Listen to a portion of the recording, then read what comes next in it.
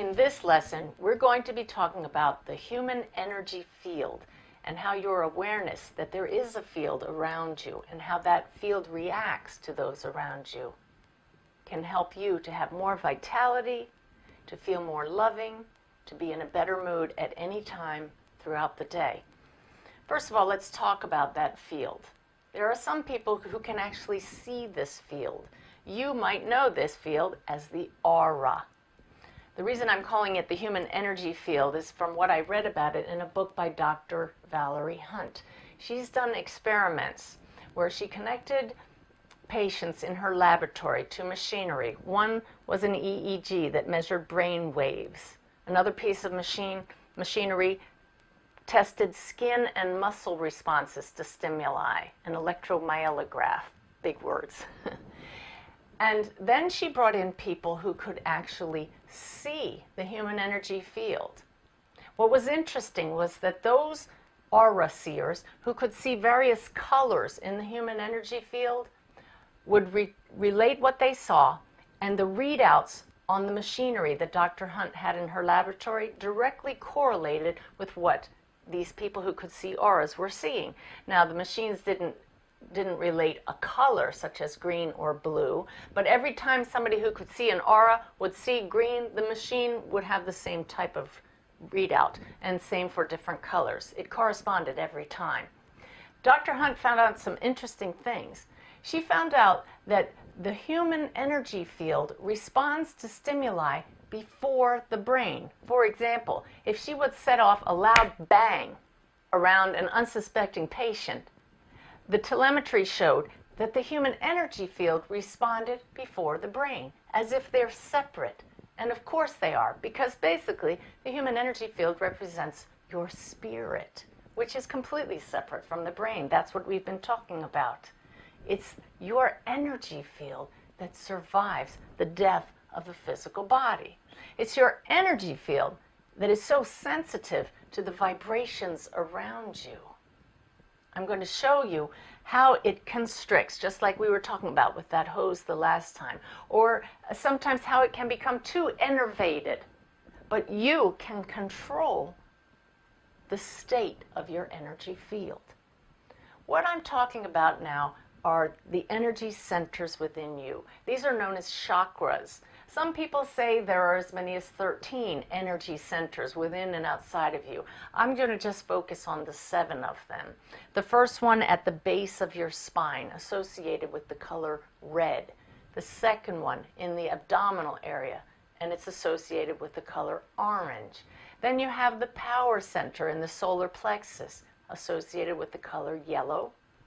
The heart center, of course, is in the center of the chest. Most people would think, if they didn't know about auras and chakras, that it would be red, but it's not.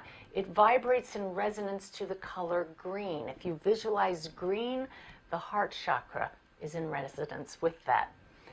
The throat chakra here, associated with communication, speaking, is resonant with the color light blue. And then you have an energy center here, just above the eyebrows in the center of your skull. That's associated with the color indigo, like a sapphire blue. And then the crown chakra is actually outside the physical body, up here. It's a violet color that it resonates with.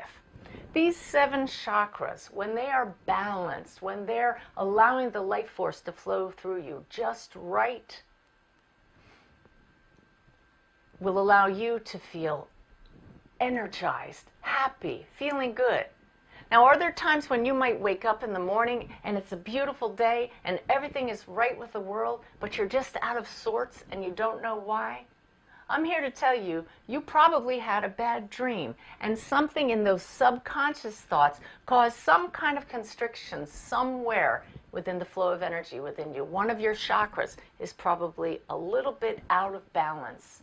And there is a simple exercise that you can do in just a few minutes to rebalance your chakras, to open up that flow of energy within you. This is why we're discussing this on the section of SOAR under O, opening your heart. Now, not only can your chakras constrict with negative thoughts, with negative people in your energy field, But as I mentioned, they can become overstimulated. I know from experience, if I'm leading an all-day workshop and I'm really on all day long, at the end of the day, if I don't bring my chakras back into balance, I don't sleep well, I get nauseous, I get a headache.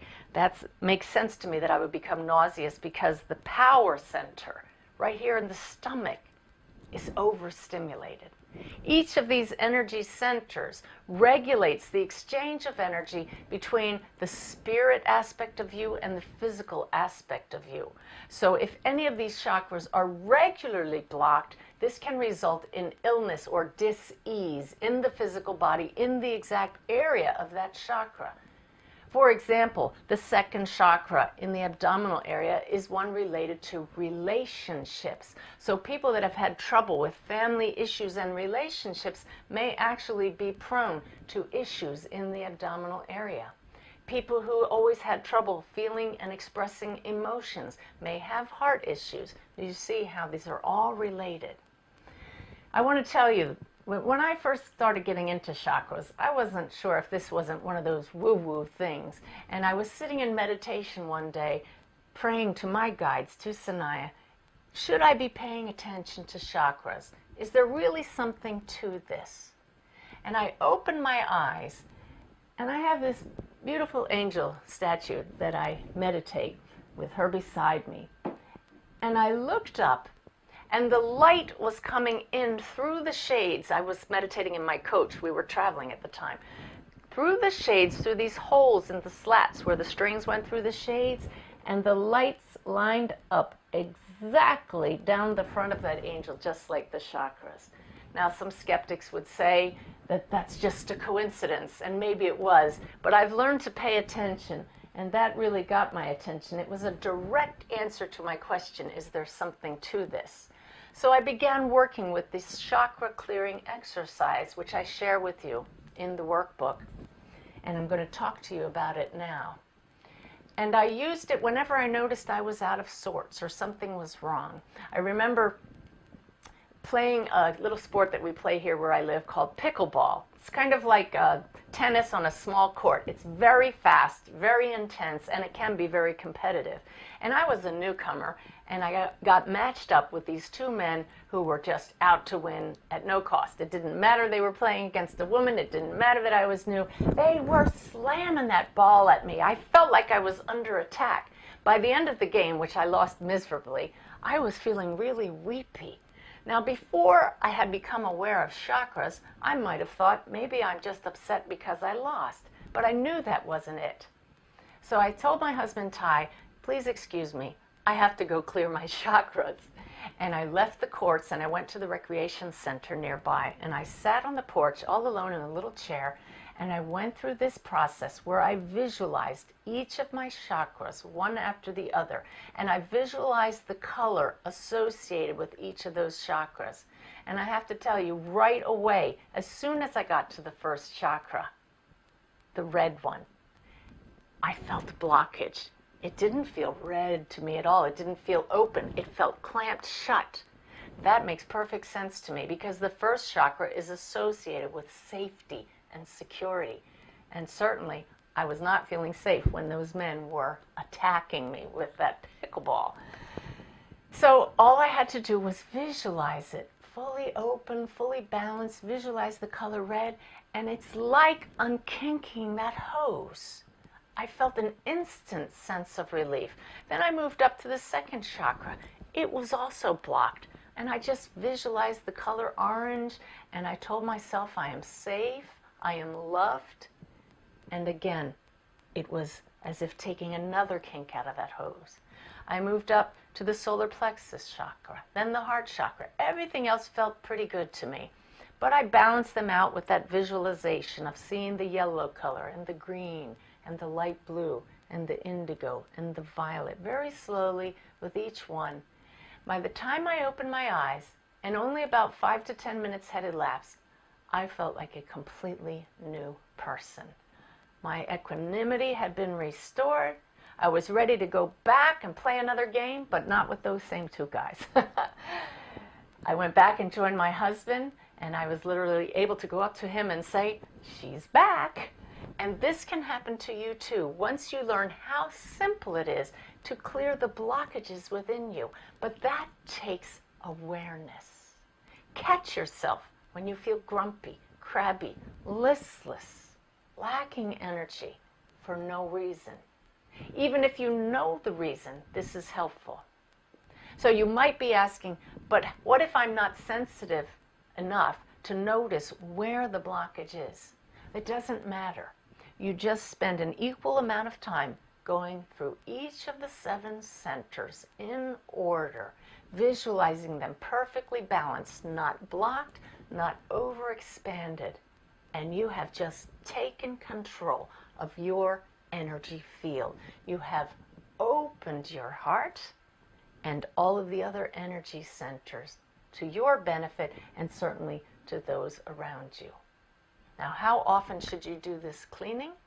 Well, I have a question for you. How often do you shower? Hopefully, regularly. The thing is, we clean this physical body regularly. But what were we talking about in the last lesson? How often do we dust our lens? Doing this chakra clearing exercise will help you to dust off, to clean out the dirt and the gunk that just gathers as a natural consequence of being human.